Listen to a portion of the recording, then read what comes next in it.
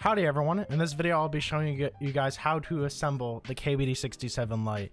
And honestly, I struggled with this the first time I assembled this board, so I thought it would be helpful if I uploaded this video to help anyone who's just getting into building this board. Before we get into this video, just need to mention that only a small percentage of y'all are subscribed, so please subscribe. Also like the video, leave a comment, and make sure to join my Discord and look at all my affiliate links. Alright, so first I need to start by actually disassembling my own here so I can actually show you guys. Okay, so I would say the first step is to assemble your stabilizers and then put them into your board. Also, I added this extra view just to, help you guys out a little bit if you need, some extra, views. So I'm just gonna move all this stuff out of the way. This took a lot longer than I thought it would just to disassemble this damn thing.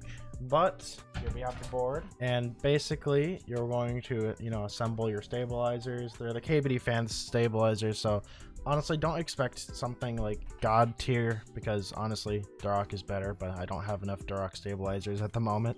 So you're also going to want to find the screws and the little things that go on the screws. I'm going to try to show you what it looks like. Actually, yeah, it kind of looks like that. Like there's a little black ring thing that you're going to want to put like on the screw. And basically, you're going to want to place all your stabilizers. You're going to want to put these little standoffs, these little holders, the ones that like right by the wire, you're gonna want to put them into the big holes, and you're gonna want to hook them in, and then you're gonna want to put the screw holes. Wait, okay, let's actually do this right. Screw holes over the small holes, so it should kind of look like that basically. And you're gonna do this with every single stabilizer. Also, I kind of suggest putting down the stabilizer tape underneath the stabilizers because honestly, I mean, I know some people don't like it because it makes the stabilizers mushy, but honestly, I think they really help with the sound of the board. So once you have this done, you're going to want to flip over the board, and a lot of people make a mistake here because usually they start screwing in from the top because they see the screws and they're like, oh, I'm supposed to screw in from the top, and you're not supposed to do that. Spoiler alert, sorry. You're going to screw in from the bottom. So find the screw holes, place your screws, line them up, and you're going to want to screw them in too. Make sure they're tight because you don't want them to move around. That's the whole point of the screw-ins, guys. And if it helps a little bit, hold underneath the stabilizer to try to get like a tighter screw-in. Okay, I actually got one in. Curse my big fingers. This is so difficult with big fingers. I swear to God, I keep on dropping the screws. They keep on slipping through my fingers. If you have big hands, honestly, this hobby is not for you. So basically, you're going to do that for every single stabilizer you have in. Okay, that took a lot longer than expected, but at least it wasn't 20 minutes like the first time I assembled this board. Anyways, it's on to the next step, which is pretty simple. You're going to want to start putting the little... Okay, let me try to explain this the best way. You get these little rubber bits that go into these little capsules. Let me try to get one of these out actually for you guys. It's like a little rubber stopper. I don't know how to explain it, but they do come with the kit, and basically you pop them into these little sections right here. There should be like little holes right next to the screws, and you're going to want to place those in those little holes. Genuinely, I don't know what these do, but I guess it has to do something with dampening.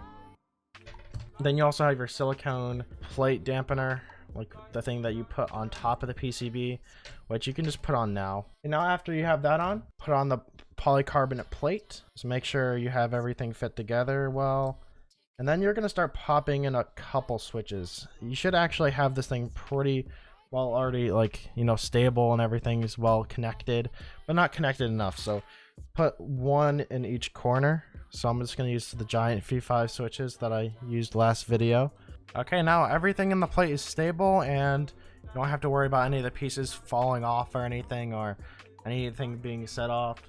So the next thing I would suggest doing is actually putting in the rubber feet on the bottom of the case. Okay, so the next thing you're going to want to do is take your case foam, which goes right underneath the PCB. You need to make sure I'm putting that in right. Yep, there we go. And then you place it you just place everything right on top. Want to make sure your USB-C port fits right into its little socket, which is right there.